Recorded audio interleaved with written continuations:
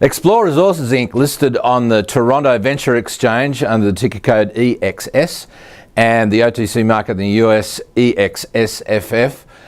Is CEO and Chief Geologist Chris Dupont is joining me via Skype from New Brunswick. Good evening, Chris. Good evening, Tim. How are you this evening? I'm very well, thank you. Now, we'd love to give everybody a quick update on what's going on.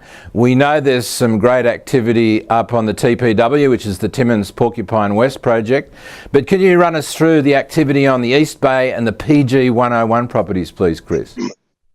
On our East Bay property in Quebec, the geologists and the field people are completing their sampling, and they've completed over 180 or 200 samples, and now that's gone off to the lab. So once we get those results back, we'll be better able to target where we're going to do our drilling campaign. As far as PG 101, that's progressing very, very well. We've done the geophysics. The targeting is in, with the geophysics, the targets have been determined. What we're waiting for now is the final permits from the government as far as the drilling permits for us to move onto the property, start drilling. As far as TPW is concerned, that one, the drilling program is over. The samples have gone to the lab, and now what we're doing is waiting for the results from the lab. Preliminary indications, just looking at the core, are very, very, very exciting. Lots of mineralization, lots of sampling. Over 300 samples have been sent to the lab. 300. So what kind of meter spacing are you assaying the core at? Usually we're assaying 1.5 meter spacing. So each sample is 1.5 meters of length, and that goes to the lab, and the lab will crush that, and they'll sample it, and then we'll get the results back as what's our gold content in there. So is there any visible indication with those core samples? What makes the core samples so exciting for you as a geologist? It's the amount of pyrite, fine-grained pyrite that we see in the core. That's what's quite exciting. Some of it can be anywhere from 15 to 20 to 30%.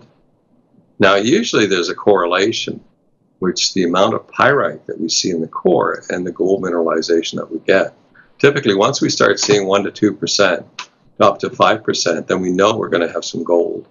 But the higher the concentration of pyrite, the higher the grade of gold that we'll have in that length of core. It's how long before the assay results are going to come back from the lab, do you think? I think we should see them within 2 weeks. Oh, terrific.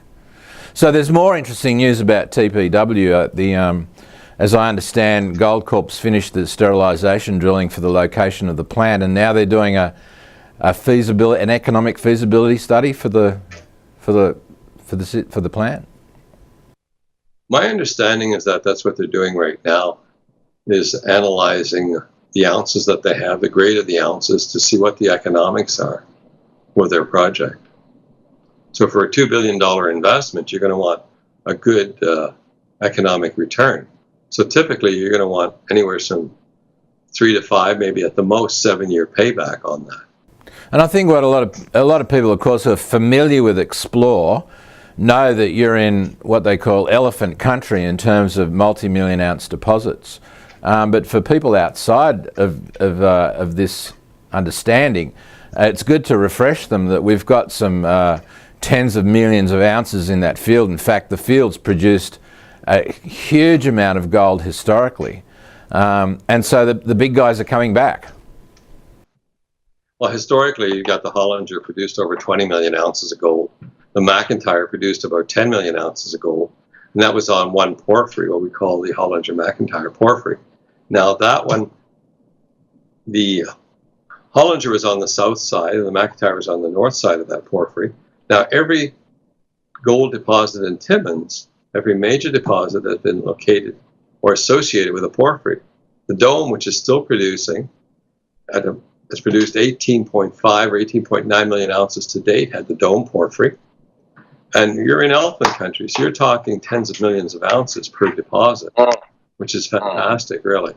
The main Timmins camp produced over 65 million ounces, and there's still a lot of potential right there. You've got current producers, including Goldcorp. You've got Tahoe Resources. They're all producing ounces. They're probably 2 or 3 companies in Timmins right now probably total some 500 to 1 million ounces a year of production. Wow. I think, you know, it's one of those rare places on Earth that's got such a huge concentration of gold. Well, listen, Chris, we're looking forward very much for getting back that news on the assays from the TPW, and look forward to hearing from you in the next couple of weeks. Well, I look forward to getting those assays back too, because I'm quite excited, especially the core that I've seen. I've said, oh my God, I can't believe that core. Anyway, I'm very, very excited. Thanks very much. Chris Dupont, CEO of Explor Resources. Go look them up now on the venture exchange EXS and EXSFF on the US market. Thank you, Chris. Thank you very much, Tim. It was nice talking to you again.